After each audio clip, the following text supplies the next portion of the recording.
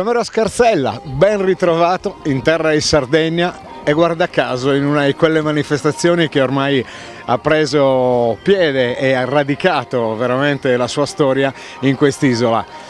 Che dire? Prima di tutto saluto volentieri lei e saluto tutti quanti i telespettatori, quindi prima di tutto mi fa piacere incontrare lei. Seconda cosa, è vero, ormai annualmente questa manifestazione è radicata, ma non è che finisce qui quest'anno, proseguirà ancora e proseguirà col prossimo anno con un campionato europeo che è prova valida anche come qualificazione paralimpica, quindi non diciamo che soltanto è radicata e si ferma al Grand Prix, però è stata elevata ai massimi livelli, portandola a livello sì di campionato europeo ma anche di prova valida quale qualificazione paralimpica. C'è grande soddisfazione nei team che sono presenti, soprattutto per quanto riguarda i loro rappresentanti. Perché? Perché vedono veramente questa prova come un qualcosa di importante nella preparazione delle varie attività che poi alla fine dovranno vedere protagonisti gli arcieri, i paraolimpici per le Olimpiadi addirittura di Tokyo.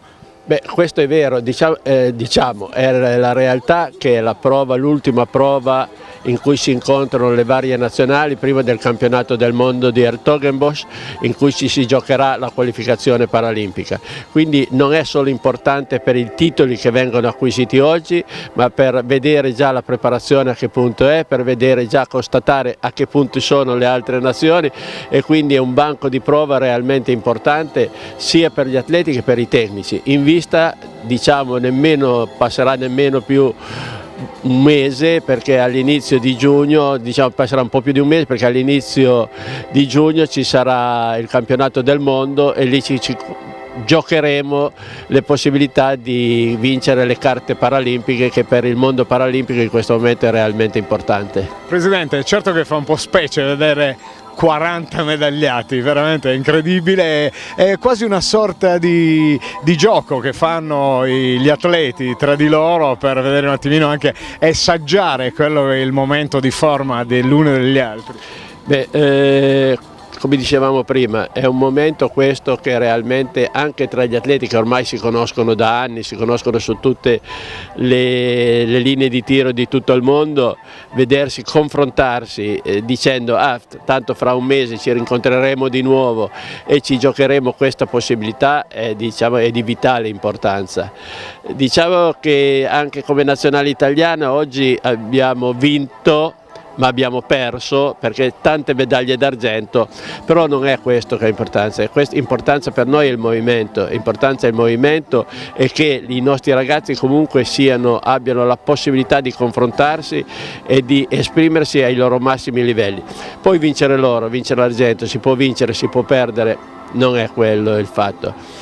Il fatto è che troveremo non solo queste nazioni ai mondiali, ma troveremo tantissime altre nazioni. Questo è un Grand Prix europeo, poi abbiamo anche altre nazioni del mondo, anche se abbiamo allargato il Grand Prix europei alla possibilità della partecipazione di altre nazioni, di altri continenti, ai mondiali li troviamo tutti quanti, quindi il mondo anche del para-archery è cresciuto in modo esponenziale sia a livello di risultati sia a livello di partecipanti in tutto il mondo.